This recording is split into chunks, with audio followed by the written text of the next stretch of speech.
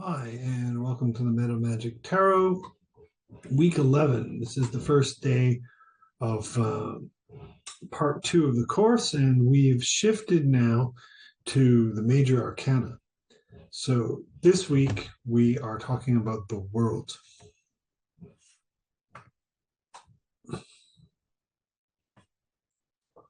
World is the 21st major arcana. We're going to do the majors in descending order from highest value to lowest, that is from 21 to 0, because we're going to be tracing pathways up the tree going from path 32 all the way to path 11.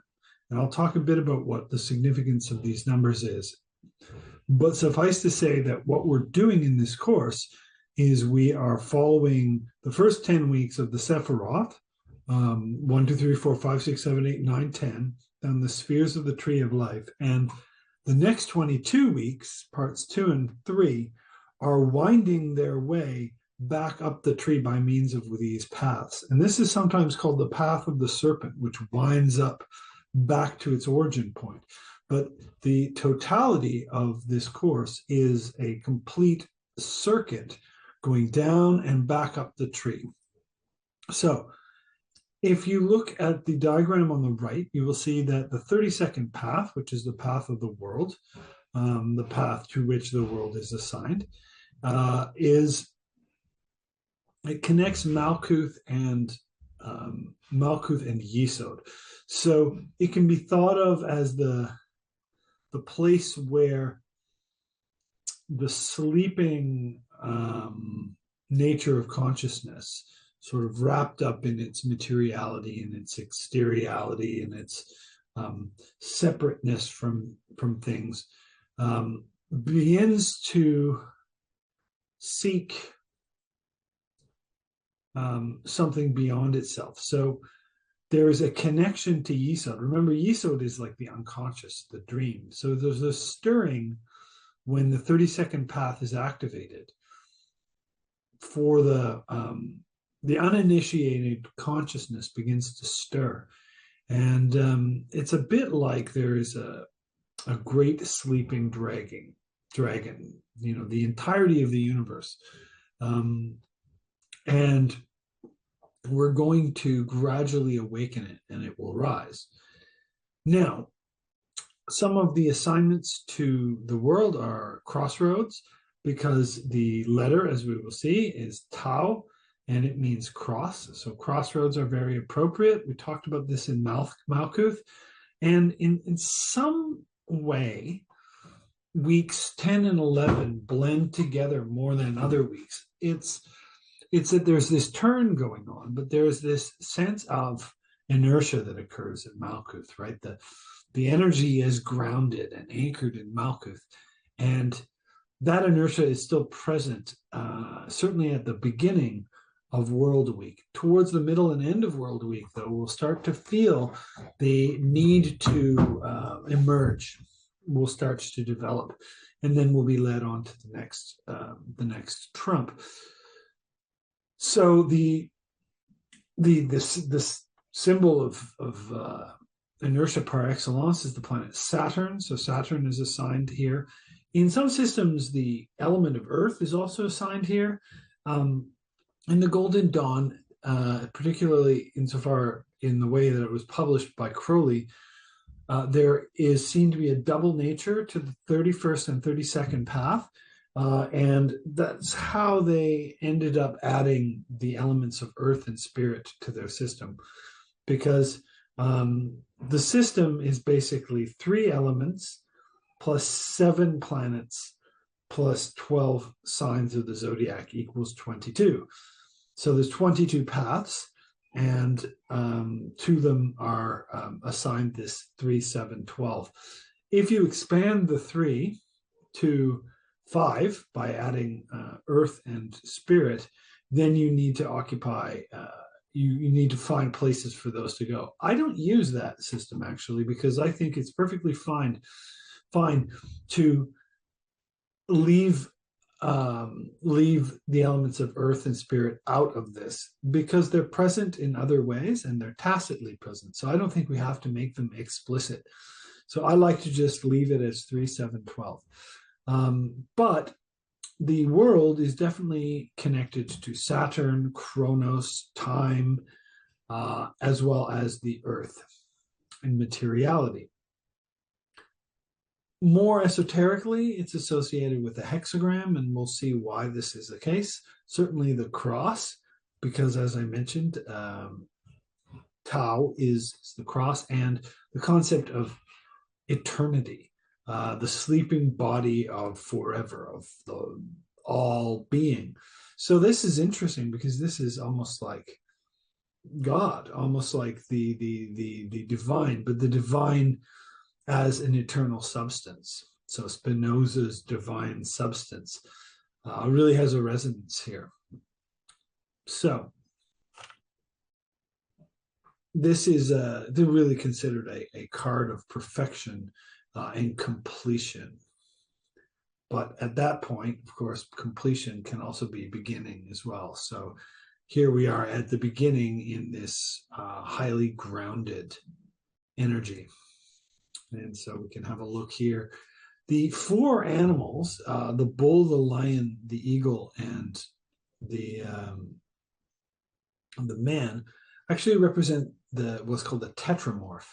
And that's the 4 cherubic angels, or the 4 fixed signs of the zodiac. So if you remember that when I draw the zodiac, I draw Aries to the left, and then I go around and down and up like this. And if you set it up like that, and you can see this wreath as the zodiac, you can connect these to the fixed signs. So the bull is Taurus, the lion is Leo, the eagle is Scorpio, and the man is Aquarius. And it might seem strange to see the eagle as Scorpio, because the scorpion is an insect. But I think the eagle also has this striking capacity that's similar to the tail. But this is how these have been assigned, and this actually goes back to biblical references. So I believe it's in Ezekiel, and the vision of the chariot, or in the gospel, the Revelation,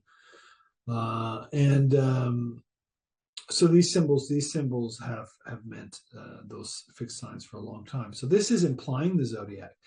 And if you look at it, you have this wreath. This wreath is the zodiac itself, the 2 parts of the year entwined by the lemniscate. So these ribbons are figure 8 infinity symbols. And if you think about it, it's like a giant 0 or egg, and then you have 2 infinities binding it. And that's a bit how our number series works, right? Because we have 0 and then infinity positive and an infinity negative. So that's 2 infinities. So technically, if you were to measure the distance between infinity and infinity, it would, one imagines, be twice infinity. All right. So there she is. She's holding 2 wands, right? So this is the idea of twin forces involved. And of course, she is naked but clothed in a veil. So this is, in a sense, a reference to the spirit dancing in the world, right? Clothing itself in the matter of the world. So there's an idea of temporary incarnation and engagement with this common field of play. And an innocence that temporarily gets entangled. The double-wanded one is sometimes a reference to Maat as well. So Maat is the goddess of truth. Here we have the letter Tau. Tau means cross, and it has the value of 400. So when we do gematria, which is Hebrew numerology, we get the value of words or formula, and we look at the number and we ask ourselves, okay, what other numbers correspond to this?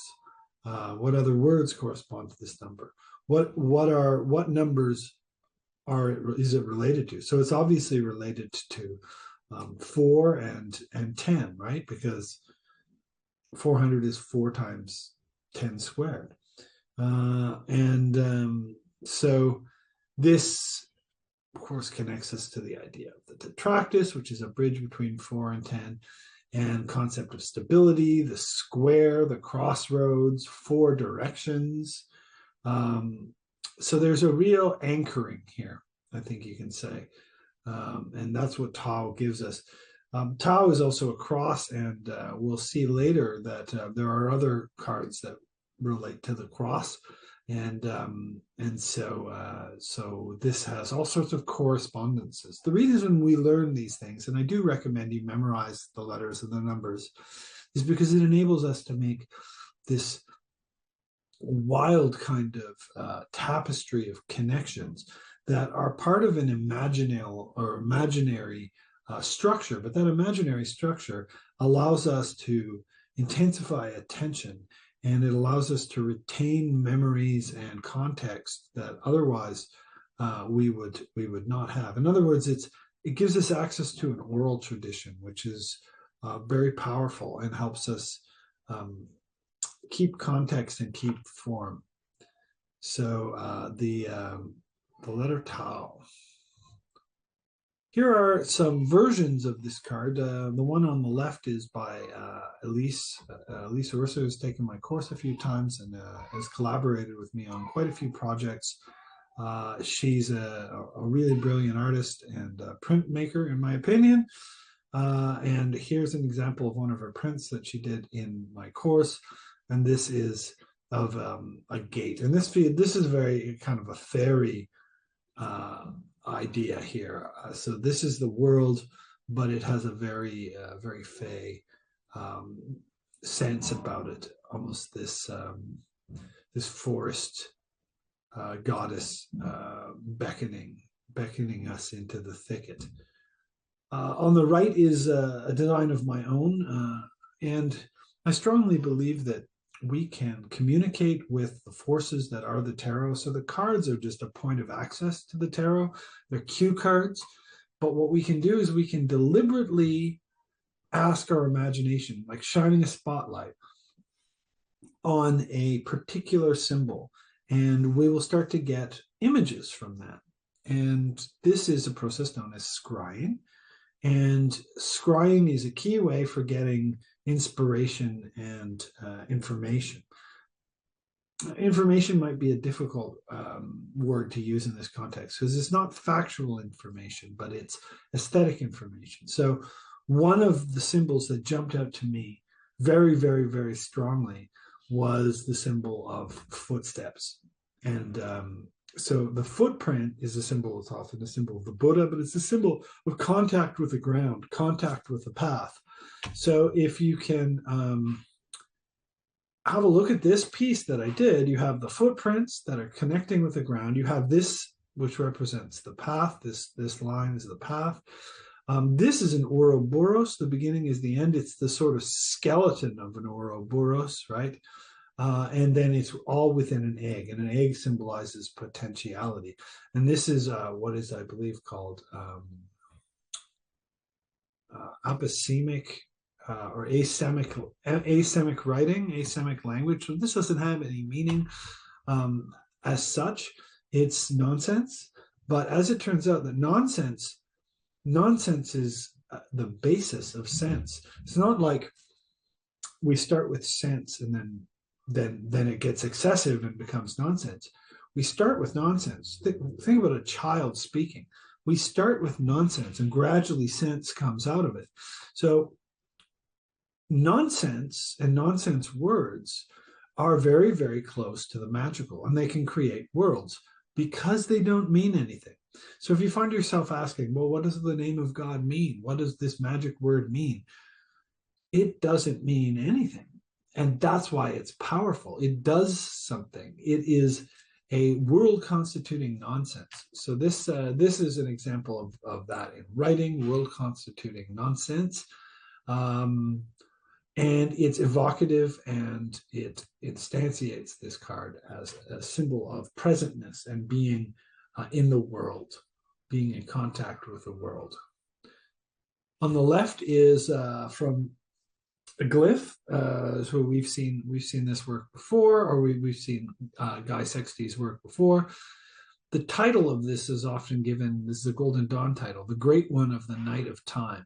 And you can see in his work, which is entirely typographic, this dancing figure within what looks like the yoni, right? And so that's the gate of life, the vagina. And this figure is dancing, but these are also the batons. There's also a sense of the double energy, the yin and the yang. So this could be extended into a yin yang, as well as all the swirling. The four elements and the four corners, and this is a nice, powerful image. This is one of mine. This is from, I guess, what we could call the Meta Magick Tarot. These are my quick drawings of the kinds of things I see. And this has an egg, which I typically put in these sorts of things, as well as this hatching into a bird. You've got the tetramorph implied by these four figures in the four corners. And you've got a tree with branches above and roots below, and then a space in the center where there is an octahedron. And the octahedron, as we'll see, becomes the hexagram and is connected to the world in that way. You can also see the 2 feet. They each have infinity signs, which suggests the pulse of walking. The egg is hatching. The egg is always hatching, right? The egg is never fully closed. So it's a bit like the Enzo circles that the Japanese draw. They are circles, but are never quite completely closed. And this is essential to my vision of the universe. It's not a closed system. It's an open system. Here is a reference to the Fool. So there's actually a gateway here, which shows the picture of the Fool, because as you'll learn in my understanding of the tarot, I link certain cards, and the World and the Fool are the beginning and the end. That's the Ouroboros. And so I've placed the Fool. So there's a window into the Fool here. We'll talk about that a little bit more. Okay, so I'm going to take a little break, and then when you come back, we're going to talk about some really technical details, because from here on in, the course is going to get more and more technically demanding, and there'll be a lot of information. So hopefully you'll use these resources, you'll use the PDFs, you'll use the videos, you'll use the Q&As, you'll use the meditations, and you'll visit this material more than once so that you can get a good sense of how this system fits together. But come back in a few and we'll talk about the key scale.